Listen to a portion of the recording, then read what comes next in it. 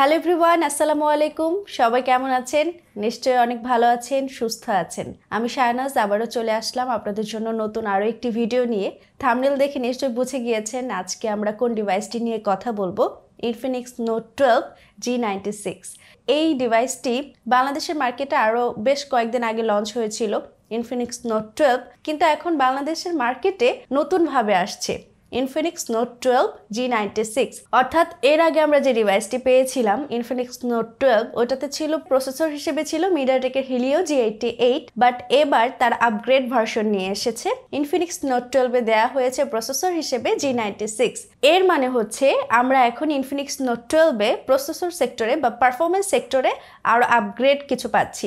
মিডিয়াটেকের Helio G96 কিন্তু মোটামুটি ভালো একটি চিপসেট। অনেকেই যারা গেম খেলতে পছন্দ করেন বা যাদের বাজেট একটু কম থাকে তাদের জন্য কিন্তু পারফেক্ট। তো চলুন আমরা তাহলে ইনফিনিক্স নোট 12 নিয়ে বিস্তারিত জানি। এবং এর আগে ভিডিওতে কিন্তু আমরা এই ডিভাইসটি সম্পর্কে অনেক কথাই বলেছি, অনেক কিছু জানিয়েছি, রিভিউ দিয়েছি।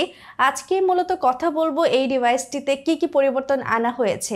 ইনফিনিক্স নোট 12 কিন্তু আপনারা দারাজেও পেয়ে যাবেন। বাংলাদেশের মার্কেটে এই ফোনটির 8GB র্যাম 128GB রম ভ্যারিয়েন্টটি বের হয়েছে। প্রাইস রাখা হয়েছে 19,999 টাকা, আই মিন 20,000 টাকা। এই 20,000 টাকা প্রাইস রেঞ্জে ডিভাইসটি আসলে কেমন, পার্সোনালি আমার কাছে ব্যবহার করে কেমন লেগেছে আজকের ভিডিওতে একদম ডিটেলসে আলোচনা করব। সো সবাই সঙ্গে থাকুন। আপনাদের সঙ্গে থাকবে আমি শাহনাজ, আর আপনারা এখন এই মুহূর্তে দেখছেন টেক থিয়েটার।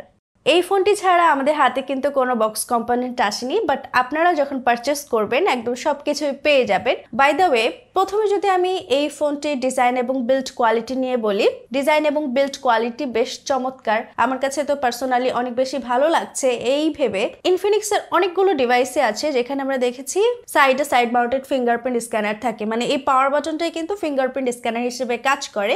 আমার কাছে এটা পার্সোনালি অনেক বেশি ভালো লাগে, বিকজ এই যে সাইড মাউন্টেড ফিঙ্গারপ্রিন্ট স্ক্যানার থাকার কারণে আমরা ব্যাকপার্টটা কিন্তু একদম নিট অ্যান্ড ক্লিন পাচ্ছি।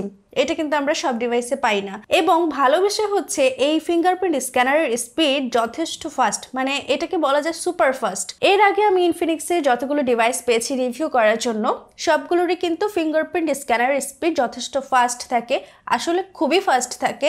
ওভারঅল স্পিড নিয়ে আসলে কোনো কমপ্লেন নেই, আসলে এটা হচ্ছে স্পিড মাস্টার। এবং ইনফিনিক্স নোট 12 কেন স্পিড মাস্টার এর আরও কিন্তু যথেষ্ট কারণ রয়েছে, সবগুলোই বলবো আপনাদেরকে একে একে।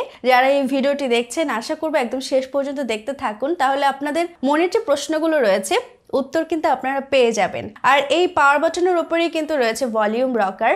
বাটনগুলো আমার কাছে বেশ ক্লিকি মনে হয়। উপরের দিকে আসলে কিছু নেই, একদম খালি। এখানে দ্য ফিউচার ইজ নাও নেই, বাট আমি যে টি শার্টটি পরে আছি এখানে কিন্তু দ্য ফিউচার ইজ নাও লেখা, যেটি এখন এই ট্যাগলাইনটি কিন্তু ইনফিনিক্স এখন ব্যবহার করছে বেশি বেশি, the future is now. By the way, এই ডিভাইসটির একদম বাম পাশে রয়েছে সিম কার্ড স্লট। এখানে আপনারা দুইটি ন্যানো সিম কার্ডের পাশাপাশি একটি মেমোরি কার্ড ইউজ করতে পারবেন, ভালো কথা। আর নিচের দিকে রয়েছে 3.5mm headphone Jack, microphone, USB Type-C charging port, রয়েছে স্টেরিও স্পিকার। এই ফোনটি ব্যবহার করে আমি যে লাউড স্পিকার পেয়েছি, আমার কাছে লাউড স্পিকারের কোয়ালিটি যথেষ্ট ভালো লেগেছে।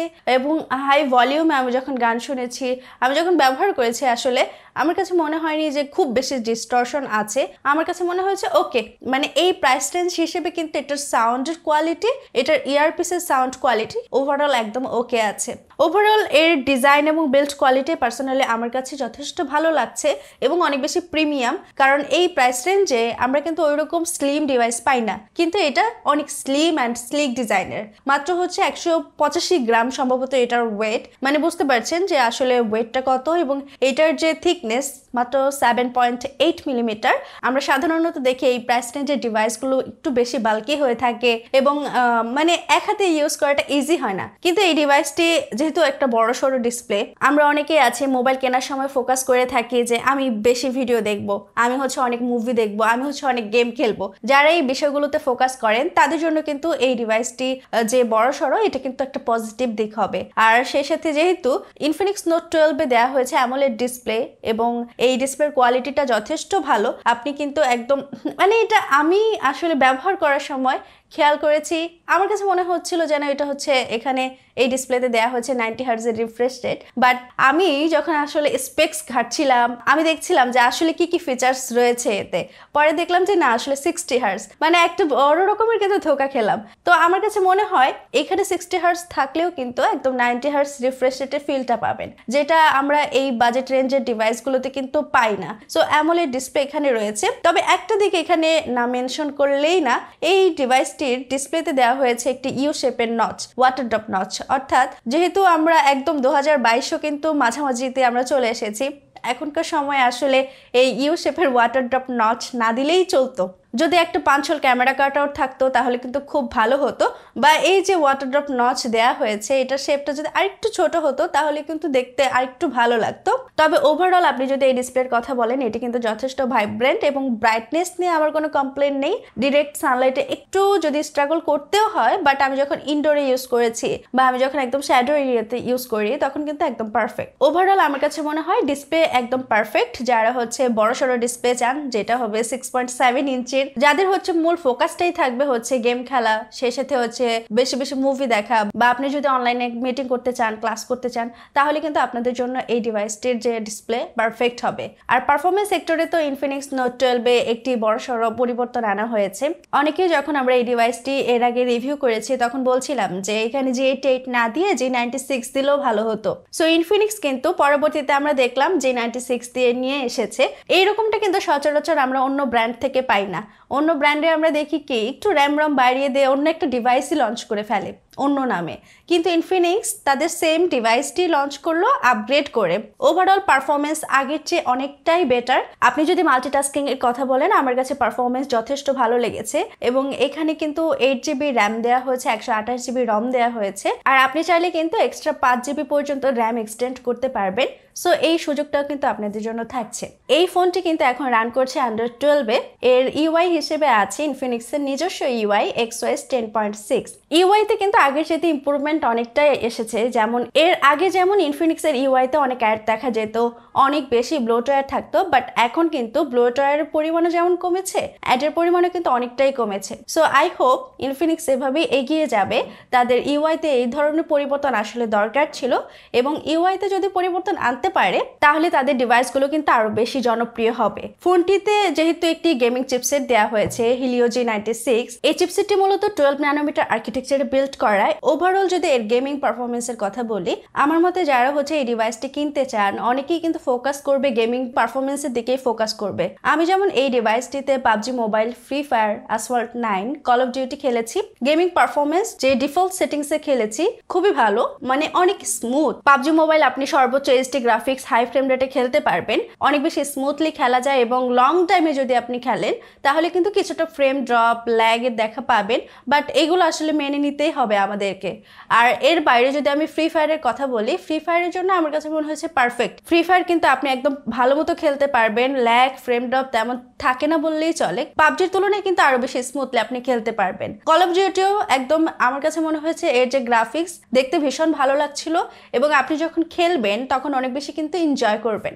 Assault 9 এর পারফরমেন্সও ভালো, বাট গ্রাফিক্স আরেকটু বেটার হতে পারতো। ওভারঅল আমার কাছে গেমিং পারফরমেন্স ভালো লেগেছে। আর হিটিং ইস্যু নিয়ে বলতে গেলে, যেহেতু এটি হচ্ছে প্লাস্টিক বিল্ড, হিটটা কিন্তু একটু কমই হয়। নর্মালি আমরা যে কোনো ডিভাইসে একদম লং টাইম গেম খেলি তখন কিন্তু কিছুটা গরম হয়, এটা একদম এভারেজ। এই ডিভাইসের হিটিং ইস্যু আসলে নেই বললেই চলে। তো চলুন এবার আমরা ক্যামেরা ডিপার্টমেন্ট নিয়ে কথা বলি। ইনফিনিক্স নোট 12 এর ক্যামেরা ডিপার্টমেন্টে আসলে কোনো পরিবর্তন আনা হয়নি। এখানে আগে যেমন সেটআপটা আমরা দেখেছিলাম 50 মেগাপিক্সেলের মেইন ক্যামেরা, 2 মেগাপিক্সেলের ডেপথ সেন্সর এবং একটি কিউ ভিজুয়াল লেন্স দেওয়া হয়েছে, এখানেও কিন্তু সেম। আর ফ্রন্টে দেওয়া হয়েছে 16 মেগাপিক্সেলের সেলফি ক্যামেরা। তবে এই ডিভাইসটিতে যেহেতু প্রসেসর সেগমেন্টে পার্থক্য এসেছে, মানে যেহেতু G96 দেওয়া হয়েছে, এই কারণে কিন্তু এর ছবির কোয়ালিটিতে অনেকটাই পার্থক্য আমরা দেখতে পাচ্ছি, মানে অনেকটা ইমপ্রুভমেন্ট দেখতে পাচ্ছি। আগের চেয়ে অনেক বেটার ছবি এখানে ক্যাপচার করা যাচ্ছে। আর ছবির কথা যদি বলি, ছবিগুলো আমার কাছে যথেষ্ট ভালো লেগেছে। মোটামুটি আপনাকে যে পিকচারগুলো দেবে আপনি স্যাটিসফাইড হবেন, বা বেশিরভাগ মানুষের কাছে কিন্তু ভালো লাগবে। যদি হোয়াইট ব্যালেন্সের কথা বলি, ডাইনামিক রেঞ্জের কথা বলি, আমার কাছে পারফেক্ট মনে হয়েছে।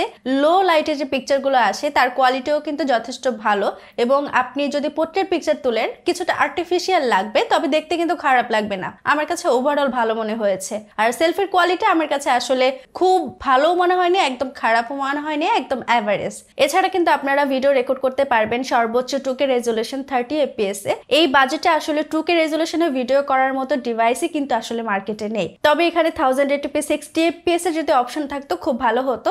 ওভারঅল এর ভিডিওর কোয়ালিটি আমার কাছে আসলে অ্যাভারেজ লেগেছে। আসলে ক্যামেরা ডিপার্টমেন্টে যেহেতু আমরা এর আগেও এই ডিভাইসটি ব্যবহার করেছি, তখন দেখেছিলাম কেমন পিকচার ক্যাপচার করা যায়, বাট এখানে একটা জিনিস মিসিং। যেমন এই ডিভাইসটি যেহেতু হচ্ছে 20,000 টাকা প্রাইস রেঞ্জের ডিভাইস, এখানে কিন্তু একটা আলট্রা ওয়াইড অ্যাঙ্গেল লেন্স থাকা খুব দরকার ছিল। বাট কেন যে আসলে আলট্রা ওয়াইড অ্যাঙ্গেল লেন্স আমরা পাই না এটাই আমি জানি না। আই হোপ যে ইনফিনিক্স পরবর্তীতে তাদের ডিভাইসে আলট্রা ওয়াইড অ্যাঙ্গেল লেন্সও নিয়ে আসবে। আমরা কিন্তু ভিডিওর একদম শেষ পর্যায়ে চলে এসেছি। বাকি রয়েছে আসলে এর ব্যাটারি সেগমেন্ট। ব্যাটারি সেক্টরে ডিভাইসটিতে দেওয়া হয়েছে 5000 mAh এর একটি ম্যাসিভ ব্যাটারি, আর সাথে আপনারা পাবেন 33 ওয়াটের ফাস্ট চার্জার। আমি যদি চার্জিং ব্যাকআপের কথা বলি, খুব ভালো চার্জিং ব্যাকআপ পাবেন। আপনি যদি মডারেট ইউজ করেন তাহলে কিন্তু একদিনের উপরে ব্যাটারি ব্যাকআপ পেয়ে যাবেন। আপনি যদি অনেক গেম টেম খেলেন বা হেভি ইউজ করেন তাহলে কিন্তু একদম 8 থেকে 9 ঘন্টার মতো ব্যাটারি ব্যাকআপ পাবেন। মূলত ব্যাটারি ব্যাকআপটা ডিপেন্ড করবে আপনার উপর, আপনি কেমন ভাবে ব্যবহার করছেন। তবে আমার কাছে সবকিছু মিলিয়ে এই ডিভাইসটি ভালো লেগেছে।